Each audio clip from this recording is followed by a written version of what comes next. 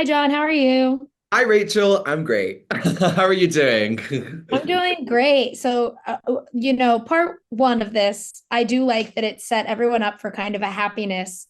So everyone online knows that part two of season seven isn't going to be happy. So I do like that the show has trained its audience to kind of know, like, oh, when things are going well, it's not going to continue that. How is that for you as an actor, seeing those reactions and knowing that all of these fans are so in tune to like the beats that Outlander gives them? Oh gosh, I know. We joke about it all the time, right? It's like the minute someone's happy, that's when you've got to like watch your back. And for Ian at the start of this season, this is the happiest he's been in a long time. He's kind of finally letting go of his past, healing on this journey from what has happened, and has this new adventure awaiting for him over the sea once he gets back from Scotland. So I think for the fans, they are going to be maybe rolling their eyes a little bit. That they're like, "Oh gosh, not again! Ian deserves some happiness. Please let him be happy." Which I do like that it's like we get to see what he would look like happy, Yeah, whether that stays or not.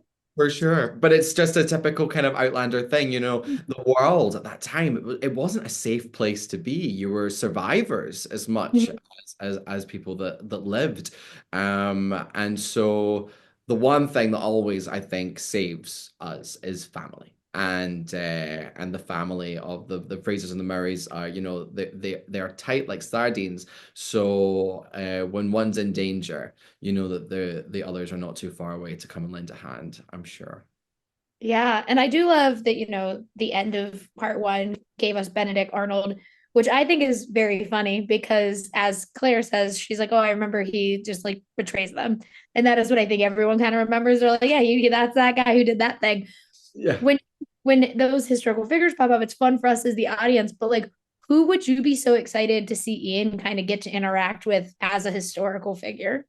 Ooh, oh gosh. I mean, there's some amazing figures in Native American history that I think I would love to see Ian interact with.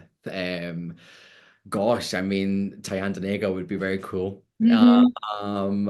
And yeah, that's kind of where my mind goes. And I would like to see him, kind of back with the Ganyangehaga people, back with the Mohawk. They're very, very, very cool culture.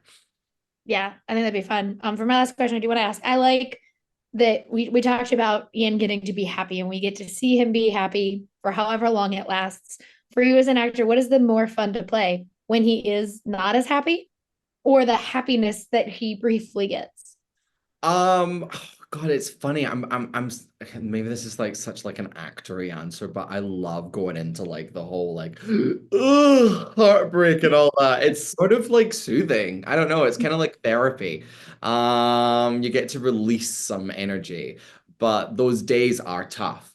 And Mhm. so the days, as long as they're sort of balanced out with fun days where you're just kind of like hanging out, in the club we all fam kind of days are great because we just get to. That's the first time I've said that today. You know, Well, in the club, we all firm. we all fam. I need to get us to do like a video of that of the cast. Katrina will be looking at me like, All of the Outlander cast saying it together. oh, it would be great. But those days they're full of laughs, and I do really enjoy them. Kind of just because I'm hanging out with my mates. Yeah. And in the club, we all Oh, firm. yeah. Thank you so much for talking with me today, and I can't wait for everyone to get to see part two. Pleasure. Thank you so much. Yeah, me Thank too. you.